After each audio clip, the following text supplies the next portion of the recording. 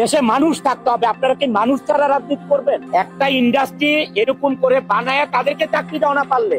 ঢাকাই চলচ্চিত্রের জনপ্রিয় অভিনেতা ও সফল ব্যবসায়ী অনন্ত জলিল শুধু সিনেমার নায়ক নন, বাস্তব জীবনেও একজন সাহসী কণ্ঠস্বর। তিনি সবসময়ই আলোচনায় থাকেন, কখনো প্রশংসিত হন, কখনো বা সমালোচিত। তবে এবার তিনি এমন এক বিষয়ে কথা বলেছেন যা সাধারণ জনগণের ভাবনার সঙ্গে মিলে গেছে। সম্প্রতি দেশের গার্মেন্টস শিল্প নিয়ে যখন অনিশ্চয়তা তৈরি হয়েছে, তখন তিনি সরাসরি প্রতিবাদ করেছেন। শুধু তাই নয়, সমাজে বেড়ে চলা ধর্ষণ সহ বিভিন্ন অপরাধের বিরুদ্ধে তার কঠোর বক্তব্য এখন আলোচনার কেন্দ্রবিন্দুতে। গার্মেন্টস শিল্পের সংকট যখন গভীর হচ্ছে, তখন তিনি সরব হয়েছেন শ্রমিকদের স্বার্থ ও দেশের অর্থনীতি রক্ষার পক্ষে। সম্প্রতি তিনি দৃঢ় কণ্ঠে বলেছেন, সাভারে, আশুলিয়াতে, গাজীপুরে 230 থেকে 240টা এই ধরনের গ্রুপ অফ ইন্ডাস্ট্রি বন্ধ করে দিয়েছে মালিকরা।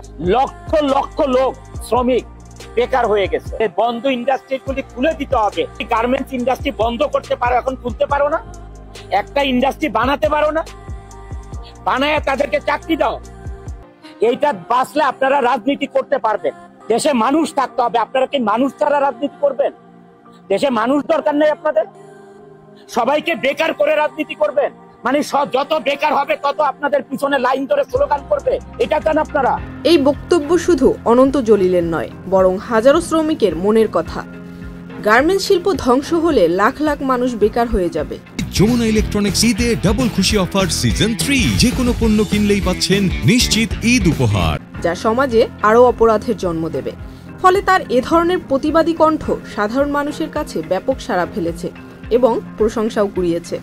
শুধু অর্থনৈতিক সংকট নয়, অনন্ত জলিল এবার মুখ খুলেছেন সমাজের ভয়ঙ্কর এক ব্যাধি ধর্ষণ নিয়ে। তিনি বলেছেন, যাকে র‍্যাপ করছে তার বাবা মা একটা লয়ার ধরে তার ন্যায় বিচার পাওয়ার জন্য, আর যে র‍্যাপ করছে সেও লয়ার ধরে তাকে খালাস করার জন্য। ওই লয়ারদের মা বাবা নাই, ওই লয়ারদের বোন নাই, ওই লয়ারদের বউ নাই, তার মেয়ে নাই।